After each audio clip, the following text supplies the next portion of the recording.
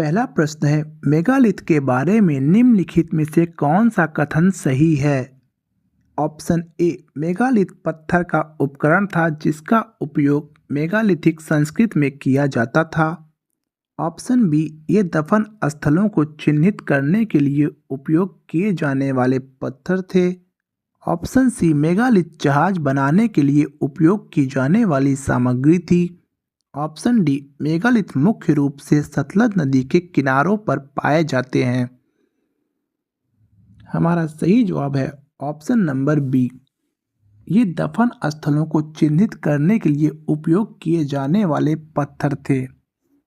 Megalith का अर्थ होता है बड़े पत्थर। इसे कब्रों के ऊपर खड़ा करने की प्रथा 3000 साल पहले शुरू हुई, मुख्यतः लौह काल के दौरान। उस समय कब्रों के ऊपर बड़े बड़े पत्थर रख दिए जाते थे उन्हें पहचानने के लिए। दूसरा प्रश्न है हमारा, संगम साहित्य के प्राचीन महाकाव्य मणिमेखलय, ये मेखलय होगा,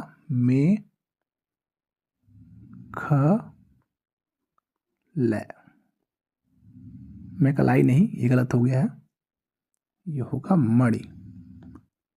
मणिमेखलय के रचयिता कौन है? ए, इलांगो आदिगल, बी, शीतले सत्तनार, सी, महाकवि भास और डी, तिरुक्त देवर। इसका सही जवाब है ऑप्शन नंबर बी, मणिमेखलय शीतले सत्तनार की रचना है। बाकी इन 3 कवियों की रचनाएं आप कमेंट में जरूर बताएं। इस महाकाव्य की रचना 1400 साल पहले शीतले सत्तनार ने की थी। इसमें कोवलन और माधवी की पुत्री की कहानी वर्णित है। क्वेश्चन नंबर 3, रिंग कुओं के संबंध में निम्नलिखित में से कौन सा कथन सही नहीं है? क्वेश्चन ध्यान से पढ़ें, सही नहीं है लिखा है। ए, एक प्रकार की संरचना थी जिसमें बर्तनों या सिरेमिक रिंगों की पंक्तियां एक के ऊपर एक व्यवस्थित होती थी। बी, इनका उपयोग शौचालयों, नालियों और कचरा डंप के रूप में किया गया। सी, मौर्य काल में रिंग कुएं अनुपस्थित थे। डी, रिंग कुएं व्यक्तिगत घरों में पाए गए।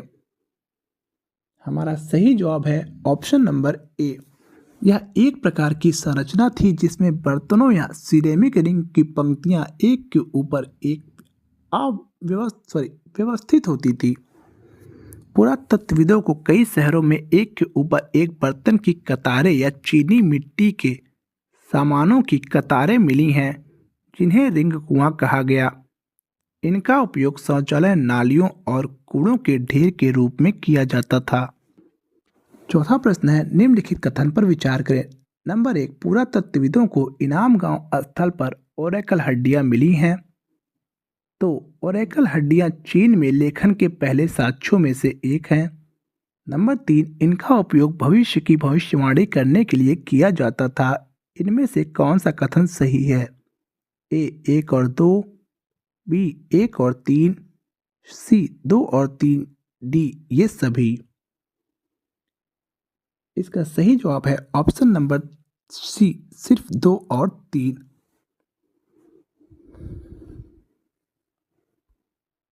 आज का हमारा 5वां प्रश्न है, निम्नलिखित कथनों पर विचार करें।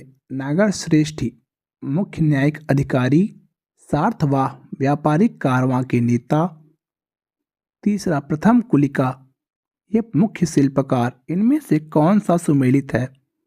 ऑप्शन ए, उपरोक्त सभी। ऑप्शन बी, 2 और 3। ऑप्शन सी, उपयुक्त सभी। ऑप्शन डी, इनमें से कोई नहीं। हमारा सही जवाब है ऑप्शन नंबर बी, 2 और 3। नगर श्रेष्ठी शहर का मुख्य बैंकर या व्यापारी होता था, न कि मुख्य न्यायिक अधिकारी।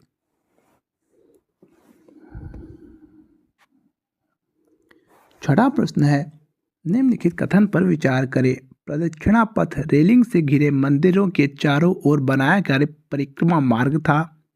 दूसरा, गर्भगृह वह कमरा था जहां मुख्य देवता की प्रतिमा होती है। ऊपर दिए गए कथनों में से कौन सा कथन सही नहीं है? ऑप्शन ए, केवल 1। ऑप्शन बी, केवल 2। ऑप्शन सी, उपर्युक्त सभी। ऑप्शन डी इनमें से कोई नहीं। हमारा सही जवाब है ऑप्शन नंबर सी, इनमें से कोई नहीं। प्रदक्षिणा पथ मंदिरों के नहीं, स्तूप के चारों ओर परिक्रमा करने के लिए रेलिंग से घिरा हुआ हिस्सा था। 7वां प्रश्न है, निम्नलिखित कथन पर विचार करें। समुद्रगुप्त ने आर्यावर्त के शासकों को पराजित कर उन्हें फिर से शासन करने की अनुमति दी। दूसरा, वह चालुक्य वंश के पुलकेशिन द्वितीय से पराजित हुआ। तीसरा, कुषाणों और शकों के वंशजों को उखाड़ फेंका गया और उनके राज्यों को अपना हिस्सा बना लिया गया। समुद्रगुप्त के संबंध में निम्नलिखित में से कौन सा कथन सही है? ऑप्शन ए केवल 2 और 3, बी केवल 1 और 3, सी उपर्युक्त सभी, डी इनमें से कोई नहीं। इसका सही जवाब है ऑप्शन नंबर ए।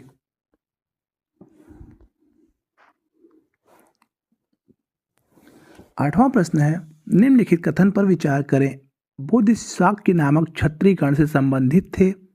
नंबर 2, उपनिषदों के अनुसार आत्मा और ब्रह्म दोनों एक ही थे।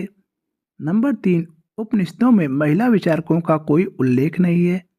नंबर 4, वामप्रस्थ आश्रम में व्यक्ति को जंगल में रहकर ध्यान करना होता है। ऊपर दिए गए कथनों में से कौन से कथन सही है?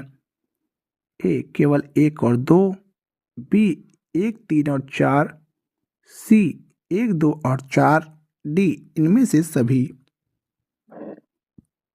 इसका सही जवाब है ऑप्शन नंबर डी, इनमें से सभी। बुद्ध शाक्य क्षत्रिय संबंधित थे। उपनिषदों में आत्मा और ब्रह्म को एक माना गया है और उपनिषद में किसी महिला विचारक का उल्लेख नहीं है और वानप्रस्थ में जंगल में रहकर व्यक्ति को ध्यान करना होता है।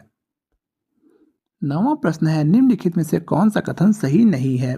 ए प्रशस्तियां शासकों की प्रशंसा में लिखी गई कविता या अलंकृत गद्य का एक रूप था।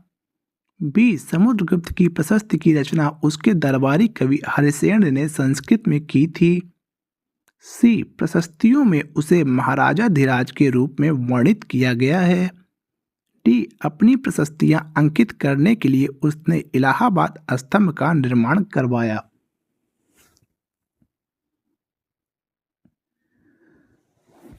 इसमें गलत ऑप्शन है ऑप्शन नंबर सी।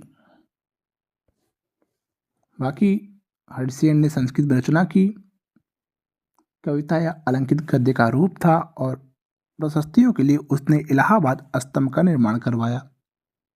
10वां प्रश्न है, निम्नलिखित कथनों पर विचार करें। पहला, जानवरों का उपयोग जुताई के लिए नहीं किया जाता था। दूसरा, हल के टेराकोटा मॉडल बनावली में पाए गए लेकिन चोलिस्तान में अनुपस्थित थे। इनमें से कौन से कथन सही नहीं है? ए केवल 1, बी केवल 2, सी उपयुक्त में से कोई नहीं, डी उपयुक्त सभी। इसका सही जवाब है ऑप्शन नंबर डी, उपर्युक्त सभी। सभी कथन गलत हैं। जानवरों का उपयोग जुताई के लिए किया जाता था और टेराकोटा मॉडल बनावली और चोलिस्तान दोनों में पाए गए थे। 11वां प्रश्न है, निम्नलिखित कथनों पर विचार करें। पहला, यह मुख्य रूप से एक धर्मनिरपेक्ष सभ्यता थी और धार्मिक तत्व मौजूद था। इस काल में भारत में कपड़ा निर्माण के लिए कपास का उपयोग किया जाता था। ये टोटली आपको सैंधव सभ्यता के बारे में पूछा जा रहा है, इसको ध्यान देंगे आप। ऊपर दिए गए कथनों में से कौन सा कथन सही है? ए केवल 1, बी केवल 2, सी 1 और 2 दोनों, डी इनमें से कोई नहीं। इसका सही जवाब है ऑप्शन नंबर डी, इनमें से कोई नहीं। 12वां प्रश्न है, समुद्रगुप्त गुप्त वंश के पहले शासक थे जिन्होंने महाराजा धीराज की उपाधि अपनाई। दूसरा, नगरम अमीर सामंतों द्वारा नियंत्रित व्यापारियों का एक संगठन था। तीसरा, फाहयान हर्षवर्धन के शासनकाल के दौरान भारत आया। चौथा, ऐहोल चालुक्यों की राजधानी थी। इनमें से कौन सा कथन सही है? ए 1 और 3, बी 2 और 4, सी केवल 4, डी इनमें से कोई नहीं। इसका सही जवाब है ऑप्शन नंबर सी केवल चौथा सही है। गुप्त वंश महाराजा धीराज की उपाधि समुद्रगुप्त से पहले भी चंद्रगुप्त ने अपनाई थी। और नगरम ये एक व्यापारिक संस्था नहीं थी। पायान जो है कमेंट में आप बताएं किसके शासनकाल में आया था, और हर्षवर्धन के शासनकाल में कौन आया था ये भी आप कमेंट में बताएं। 13वां प्रश्न है, निम्नलिखित कथनों पर विचार करें। पहला बोध गया, दूसरा सारनाथ, तीसरा कुशीनारा, चौथा वैशाली। इनमें से कौन सा बुद्ध के जीवन से संबंधित नहीं है? ए केवल 3, बी केवल 4, सी केवल 2, डी इनमें से कोई नहीं। हमारा सही जवाब है ऑप्शन नंबर डी, इनमें से कोई नहीं। ये चारों जो हैं वो बौद्ध के जीवन से, महात्मा बुद्ध के जीवन से संबंधित हैं।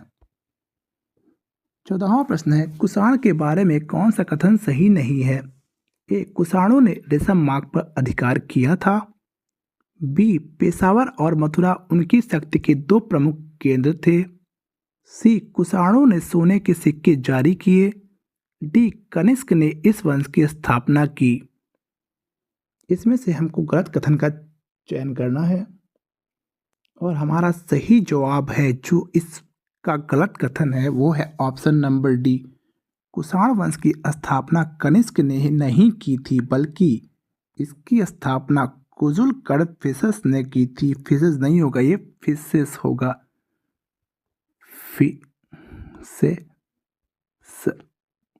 कुजुल कडफिसेस। 15वां प्रश्न है, निम्नलिखित जोड़ियों पर विचार करें। काली मिर्च काला सोना, रेशम चीन, मूवेंदर 3 सरदार, चौथा दक्षिणापथ 7 वाहन। इनमें कौन सा सही सुमेलित है? Option A 1 2 3, B 1 3 4, C 2 3 4 5, D इनमें से सभी। हमारा सही जवाब है ऑप्शन नंबर डी, इनमें से सभी सही सुमेलित हैं। क्योंकि काली मिर्च को काला सोना कहते थे, रेशम चीन से आता था, मूवेंदर 3 सरदारों को कहा जाता था, और दक्षिणापथ के स्वामी सातवाहन कहे जाते थे। 16वां प्रश्न है, निम्नलिखित कथनों पर विचार करें। पहला, अशोक के अधिकांश शिलालेख प्राकृत भाषा और ब्राह्मी लिपि में लिखे गए। दूसरा, धम्म महामात्य अशोक द्वारा नियुक्त अधिकारी थे जो जगह जगह जाकर लोगों को धम्म के बारे में ज्ञान देते थे। तीसरा, अशोक चक्र अशोक की राजधानी सारनाथ का प्रतिनिधित्व करता है।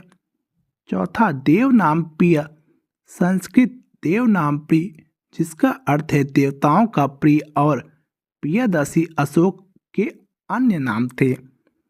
इन कथनों में से कौन से कथन सही हैं? ऑप्शन ए केवल 1 और 2, बी 1 3 और 4, सी 1 2 और 4, डी इनमें से सभी। हमारा सही जवाब है ऑप्शन नंबर डी, इनमें से सभी। प्रियदर्शी राजा मगधे ये अशोक का एक अन्य उपनाम था, और देवनामप्रिय को संस्कृत शब्द है जिसका अर्थ देवताओं का प्रिय होता है। तीसरा भी सही है, दूसरा भी सही है। आप हमें कमेंट में ये बताएं कि अशोक ने कितने धम्म महामात्यों की नियुक्ति की थी। 17वां प्रश्न है, निम्नलिखित कथनों पर विचार करें। स्तूप शब्द का अर्थ है टीला। दूसरा, स्तूप के केंद्र में रखे गए छोटे बक्से में बुद्ध या उनके अनुयायी या उनके द्वारा उपयोग की जाने वाली वस्तुएं या भौतिक अवशेष होते हैं। ऊपर दिए गए कथनों में से कौन सा कथन सही है? ऑप्शन ए केवल 1, ऑप्शन बी केवल 2, ऑप्शन सी उपयुक्त सभी, ऑप्शन डी इनमें से कोई नहीं। हमारा सही जवाब है ऑप्शन नंबर सी, उपयुक्त सभी। ये दोनों ऑप्शन सही हैं। स्तूप का अर्थ होता है टीला, और स्तूप के केंद्र में बुद्ध या उनके अनुयायियों के अवशेष रखे जाते हैं। 18वां प्रश्न है, the story of Indian archaeology पुस्तक किसके द्वारा लिखी गई? Option A R K Sharma, option B M N Rai, option C R S Bisht, option D Harvilas Rai. और इसका सही जवाब है option number B M N Rai द्वारा the story of Indian archaeology पुस्तक लिखी गई।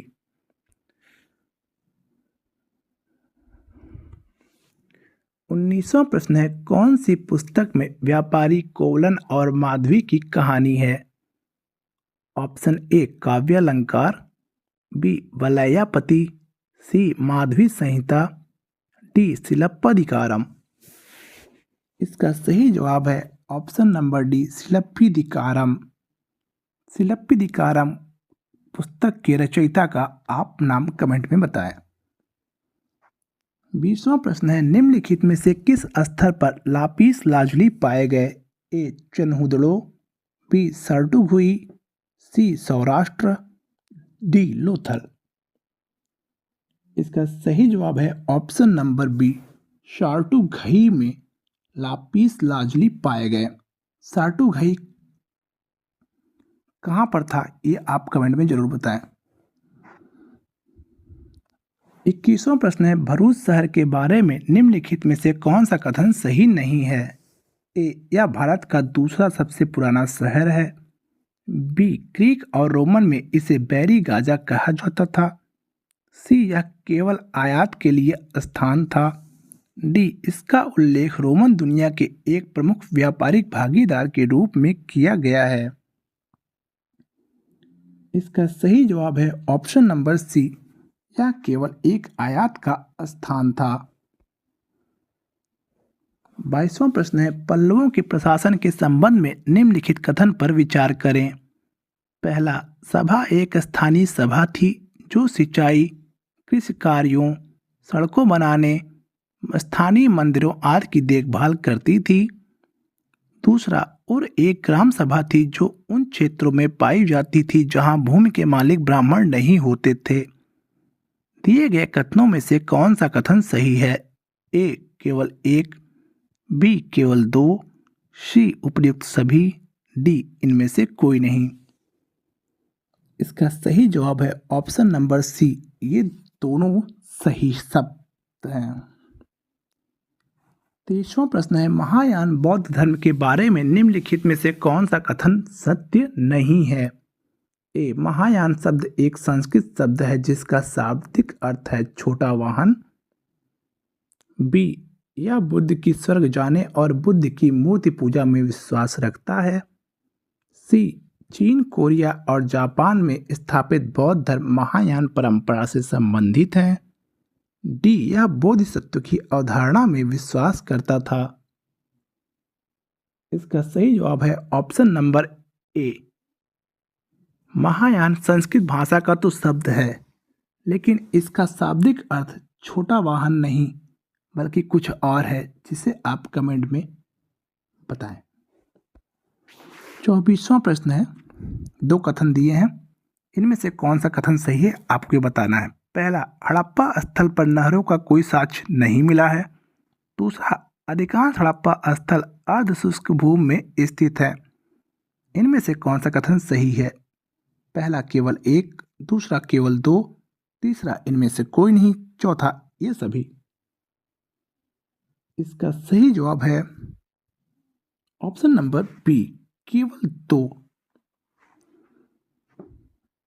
हड़प्पा अर्ध शुष्क भूमि में स्थित है, ये सही है, लेकिन हड़प्पा में नहर का साक्ष्य प्राप्त हुआ है, जो कहाँ से प्राप्त हुआ है ये आप कमेंट में बताएं। 25वां प्रश्न है, निम्नलिखित में से कौन सा चीनी बौद्ध तीर्थयात्री भारत कभी नहीं आया? पहला लाओस, दूसरा इत्सिंग, तीसरा वेनसांग, चौथा फायान। इसका सही जवाब है ऑप्शन नंबर ए, लाओस। ये एक चीनी बौद्ध यात्री था जो भारत कभी नहीं आया। बाकी वेनसांग हर्षवर्धन के समय, फायान चंद्रगुप्त विक्रमादित्य के समय। तो अब आपको बताना है इत्सिंग 7वीं शताब्दी में किसके समय भारत आया? 17th सेंचुरी मैंने आपको ये बता दिया है। वो किस शासक के समय भारत आया। तो दोस्तों अगर वीडियो आपको अच्छी लगी तो वीडियो को लाइक करें और चैनल को सब्सक्राइब करें।